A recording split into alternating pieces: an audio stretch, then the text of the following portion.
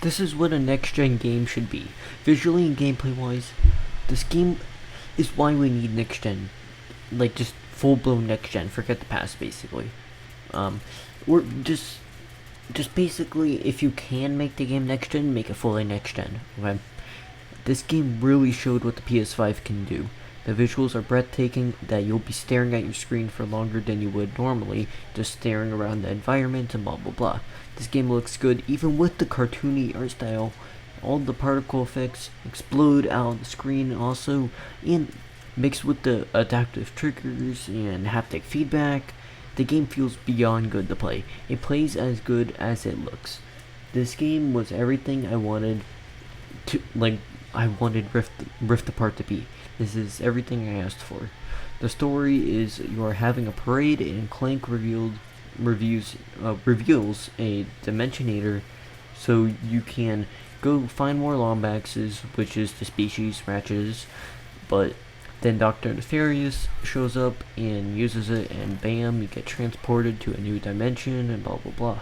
Also, the game story is really good.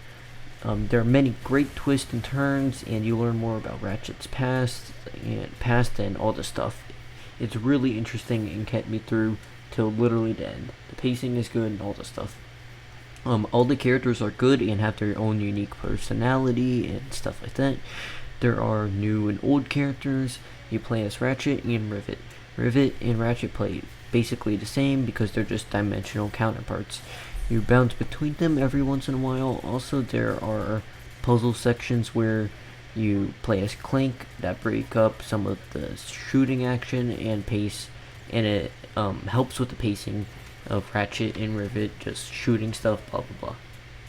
The puzzles are way better than the 2016 remake. They're easy but fun and not tedious at all. You have a ton of guns that you earn really fast actually throughout the game, so you never really get bored at all. You can also upgrade your weapons. Every gun is unique, and so they're all just so fun to use. There is a grenade where for example, there's a grenade you throw it and it shoots a sprinkler at the enemy, and then it turns them into grass and freezes them, and then you can kill them easier. Every gun feels great when you use them, and they're all really cool to use in their own ways. The exploration is also pretty good. There are rifts that you can go through they just go through, like, traverse the land easier, the levels easier, or to find these armors that you can wear. There's heads, torso, and then boots, which for a complete set, by the way. You can mix and match and all this stuff, and which when you wear it, they give you no benefits, but when you get them, they increase your melee damage and other stats like that. But you don't have to wear it to get all the stats and blah blah blah.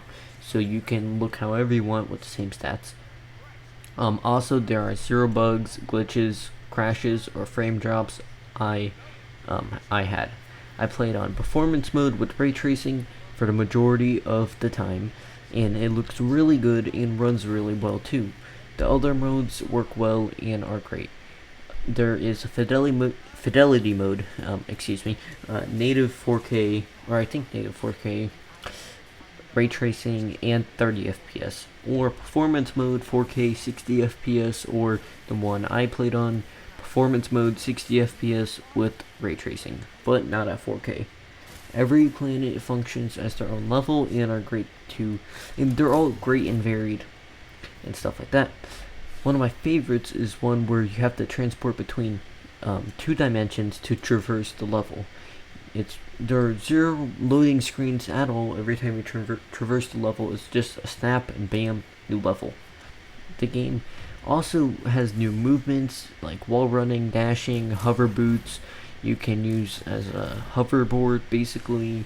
Like, think of it like this: the hover boots are like the hoverboard from Back to the Future, basically. You can travel super fast around the level and stuff like that. All the levels are great, and the enemy variety is fine, but could use some work. Another thing is the bosses are really good, in my opinion. I really like the bosses. They each have their own moves and quirks and blah blah blah, and they are just a blast to take down. Now onto the value. I heard a lot of people saying this game is too short because it's too short and it's not worth $70 because of that.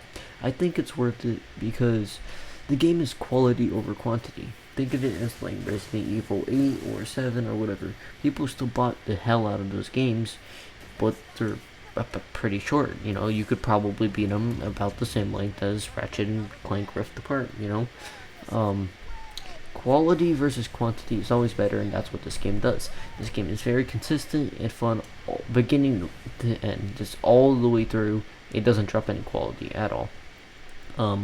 The main story is 6 to 8 hours, and there's side content after. You can collect the armors, like I was talking about earlier, collect spy bots, gold bolts, and more. If you collect all the spy bots, you get a cool new gun, and the gun is really cool. It leads to some really cool Easter eggs and stuff like that. And also the Easter eggs in this game, yep, they're really good. There is also an arena mode where you fight waves of enemy and then get a reward. There are bronze waves, and then you move up. You move more. Like the more you move up, the harder it gets, but the more, like, sometimes the better reward you get. And you move up to ranks to like silver, gold, blah blah blah. There is also more side content, or there is also side content in the game, like side missions that I didn't bring up. The game's main story is worth it alone, in my opinion, for $70. I really enjoyed it. The side content, which I haven't beaten at all, would probably give you a total of 15 hours, doing everything, exploring everything for every gold bolt, every spy bot, and all that stuff. I say this game is 100% worth it. It is quality over quantity, and it really feels next gen.